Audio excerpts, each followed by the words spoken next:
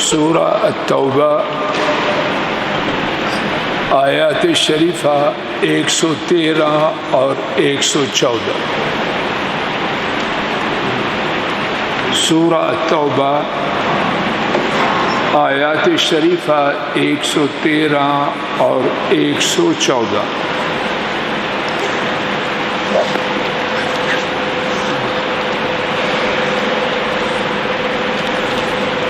جان جی بیٹا آگے آ جاؤ، جان مال اٹھاؤ اپنا۔ چیمہ صاحب آگے آ جاؤ۔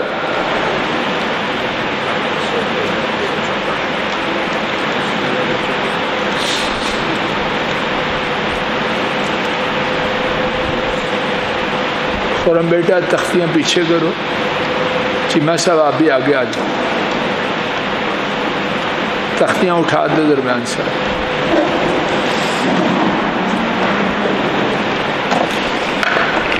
میجر صاحب قرآن شریف چاہیے؟ قرآن شریف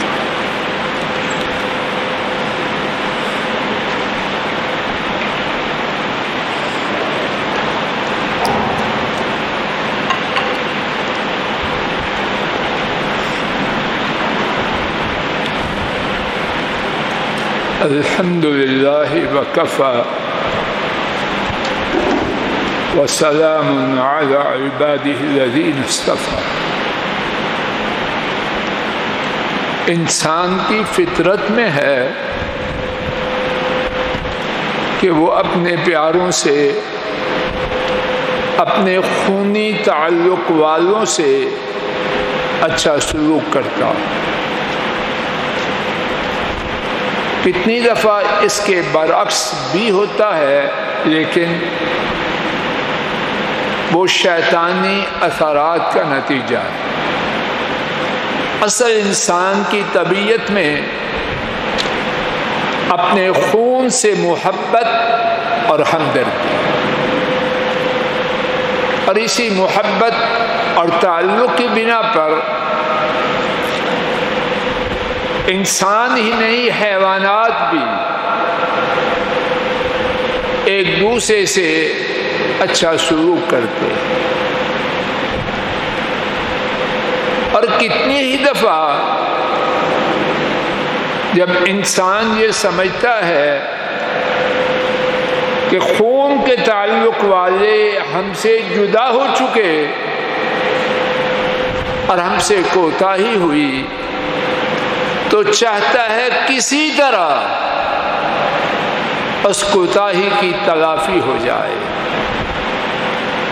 اور بتلانے والے اہل علم بتلاتے ہیں اس کی کوتاہی کی ایک بہترین صورت یہ ہے کہ ان کے لیے دعا کی جائے۔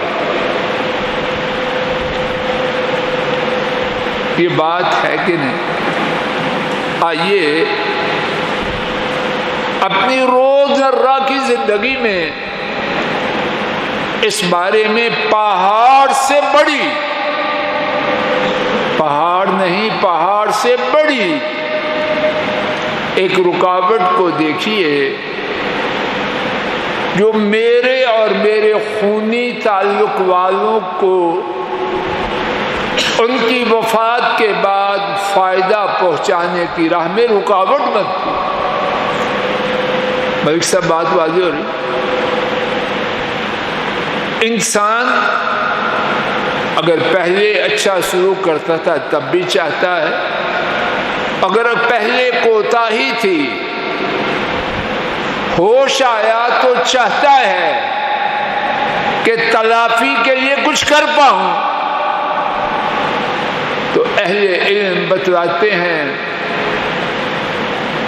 مرنے کے بعد پیاروں کے لیے کرنے والی ایک انتہائی شاندار صورت یہ ہے کہ ان کے لیے عرش والے رب سے ان کی معافی کی دعا کی جائے۔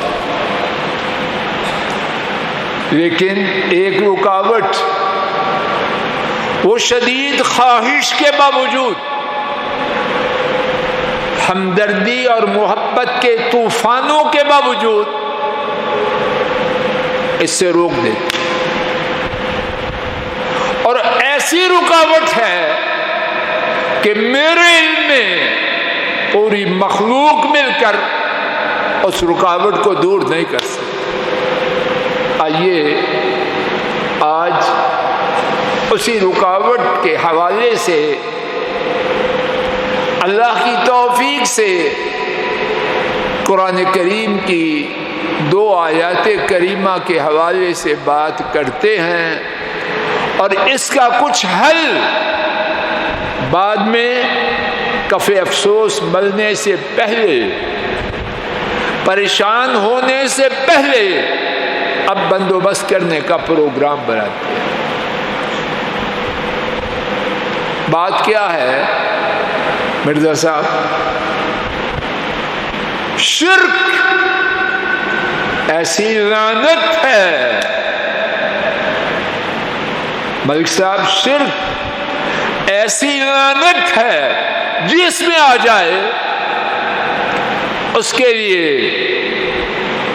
مجھے ہاتھ اٹھا کے یہ کہنے کی اجازت نہیں اللہ اس کو معاف کرے، اس کے لیے نماز جنازہ پڑھنے کی اجازت نہیں، اس کی قبر پہ جا کے دعائے مغفرت کی اجازت نہیں۔ آدمی بیت اللہ چلا جائے، ایک دفعہ نہیں، جتنی زندگی میں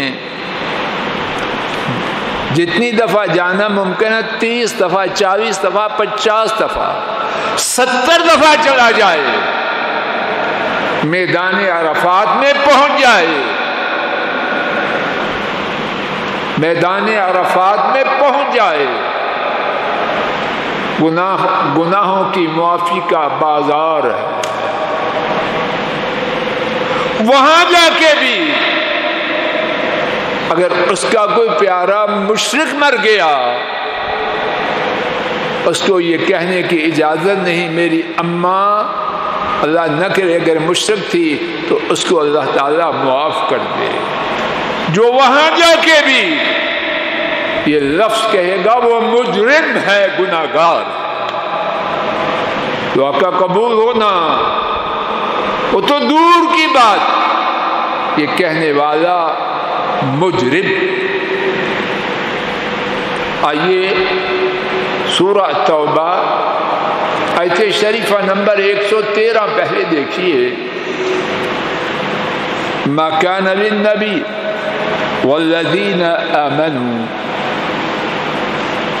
نبی کے لیے، اور یہاں ما کان للنبی النبی ہے، ذہن بیٹا النبی ہے، پورا پڑھنا۔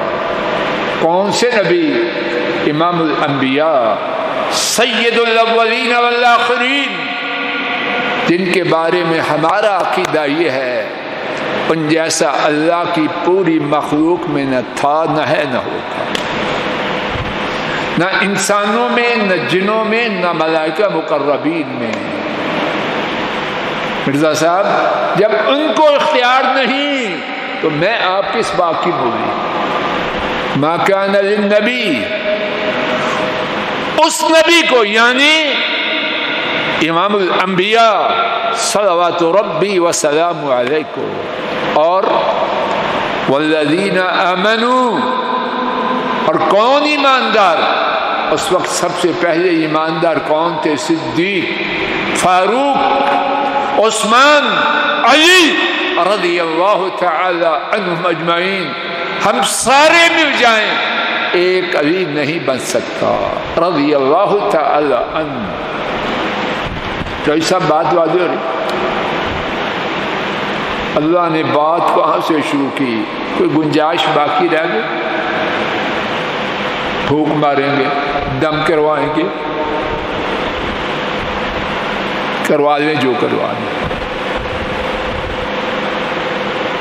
محمد کریم صلی اللہ علیہ وسلم کو اور ان لوگوں کو جو ایمان لائے ان کے لیے یہ جائز نہیں کبھی بھی ما کان للنبی، کان کا لفظ یہ کوئی عارضی وقتی حادثاتی حکم نہیں، ابدی قانون ہے۔ محمد کریم صلی اللہ علیہ وسلم اور ایمان والوں کے لیے کبھی جائز نہیں ان یستغفروا للمشرکین کہ مشرکوں کے لیے یہ کہیں اللہ اس کو معاف کر.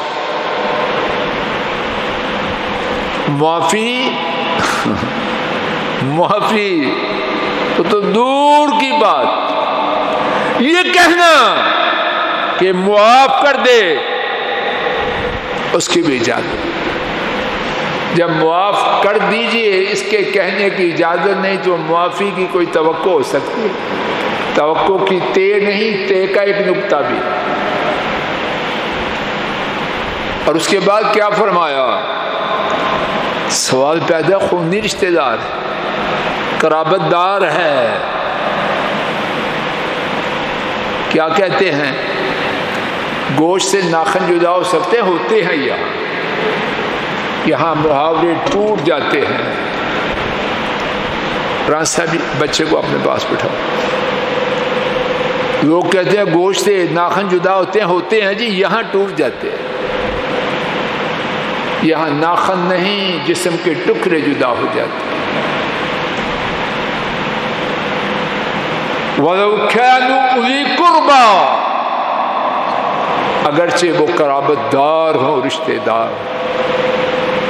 کیوں؟ اللہ کیوں کا جواب دینے کے پابند نہیں.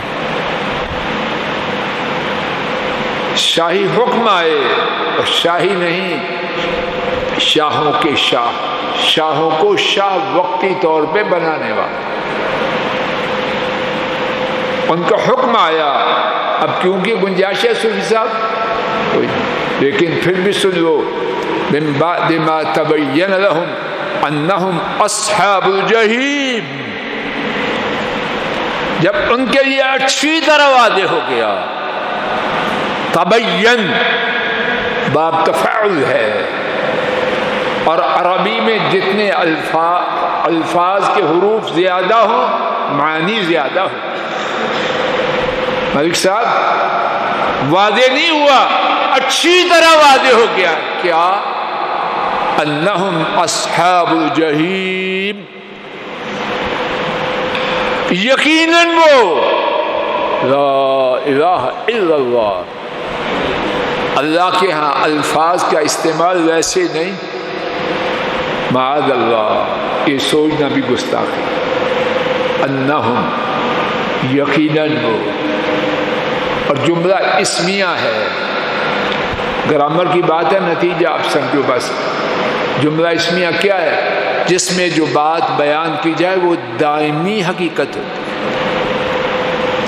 ابدی سرمدی، اس میں کوئی تغیر و تبدل نہیں.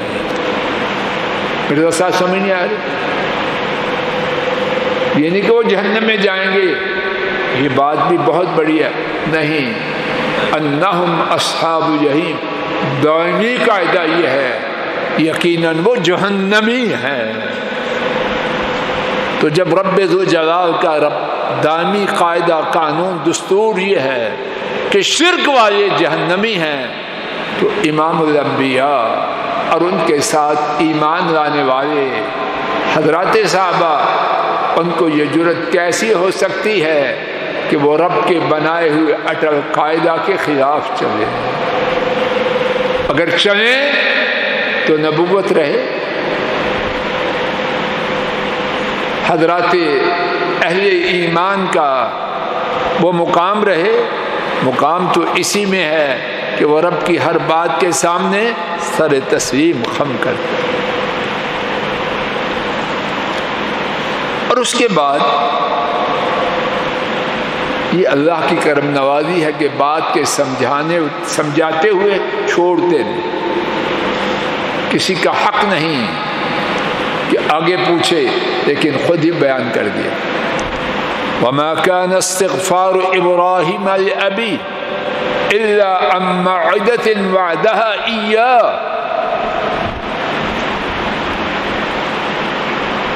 سوال یہ تھا، سوال کا حق نہیں، اللہ نے خود سوال کا جواب دے دیا، اس لیے سوال بیان کر رہے ہیں. ابراہیم علیہ السلام نے جو اپنے ابا کے لیے ان کے گناہ کی معافی مانگی، کیوں مانگی؟ ہمیں اختیار نہیں کیوں کہنے کا، لیکن اللہ نے جواب دیا تو کیوں کہتے ہیں، تاکہ سوال جواب واضح ہو جائے۔ کیوں مانگی؟ کہ انہوں نے ابا سے وعدہ کیا تھا کہ میں تیرے لیے ایک دعائے مغفرت کرتا رہوں۔ اب وعدے پہ چلے یا رب کے حکم پر چلے؟ فلما تبین له انه عدو للہ، جب ابراہیم علیہ السلام کے لیے اچھی طرح واضح ہو گیا یقیناً وہ ان کا ابا خلیل الرحمن کا ابا، میرا ابا آپ کا ابا، میری اماں آپ کی امی، کسی اور کی امی ابا ابراہیم علیہ السلام سے کے ابا سے زیادہ بڑا ہو جائے گا؟ جب ان کے لیے اچھی طرح واضح ہو گیا کہ یقیناً وہ اللہ کا دشمن ہے۔ پہلے ہم نے سنا شرک کرنے والا اگرچہ نبی کا قرابت دار ہے کہاں جائے گا؟ بولو۔ اور یہاں نبی کا قرابت دار مشرک ہے تو اللہ کے ساتھ اس کا کیا تعلق ہے؟ کہ اللہ کا یقیناً دشمن ہے۔ اب ٹکرائی اللہ کی دوستی اور باپ کا تعلق۔ رب کو ماننے والے ابراہیم نے کیا کیا؟ تبرأ من، اپنے باپ سے لا تعلقی کا اظہار کر دیا، ختم۔ جو رب کا دشمن ہے وہ ابراہیم کا دوست کیسے ہو سکتا؟ ساری قرابت داریاں سن لیجئے، اور اگر یہ ہے تو ایمان ہے، وگرنہ کہانی ہے، اور ہمارے پاس عام طور پر کہانیاں۔ جب ان کے لیے اچھی طرح واضح ہو گیا کہ یقیناً وہ اللہ کا دشمن ہے، تبرأ من، ان سے اچھی طرح اللہ تعلق، میرا کیا تعلق؟ بات کا خلاصہ، میں آپ یا کوئی کتنا چاہے کہ اپنے فوت شدہ قرابت دار کو کچھ فائدہ پہنچائے، اور فائدہ کی ایک بہترین صورت کیا ہے؟ بولو۔ کر سکتا ہے؟ کیا کریں؟ یہ ہے درس کا آخری حصہ۔ کیا کریں؟ جب تک ہماری جان میں جان ہے، اپنے قرابت دار کا سانس آ جا رہا ہے، پورا زور لگائیں۔ راز صاحب جی، پورا زور لگائیں، اس کو شرک سے بچائیں۔ رب ذو جلال گواہ ہے۔ میرے بھائی حضرت امیر بیٹھے ہیں، غلط ہو تو مجھے بتلا دیں۔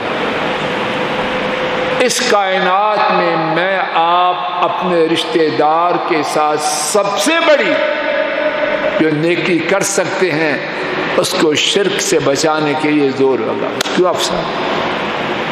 اس سے ایسی کوئی نیکی نہیں۔ آموں کے ٹوکرے بھیجا، چوئی صاحب آموں کا ٹرک بھیج دیں، اچھی بات ہے، لیکن اس ایسی نیکی کوئی نہیں کہ اس کو شرک سے بچا دیں۔ اب سوال یہ ہے کسی کو بچانا ہمارے ہاتھ میں نہیں، یقیناً نہیں، لیکن ہمارے ہاتھ میں کیا ہے؟ زبان اللہ نے ہمیں دی ہے، کوشش اس کے لیے اللہ نے موقع دیا ہے، پورا زور لگائیں اور اللہ سے اب فریاد کریں، یا اللہ میرے فلاں فلاں رشتہ دار کو شرک سے بچا دے۔ شاید اللہ ہماری فریاد کو سن لیں اور ہماری دعوت کو، ہماری پکار کو، ہماری تبلیغ کو کارآمد بنا دے۔ اللہ تعالیٰ اپنے فضل و کرم سے ہمیں، ہمارے رشتہ داروں کو اور پوری انسانیت کو شرک سے بچا لے۔ وآخر دعوانا ان الحمد للہ رب العالمین۔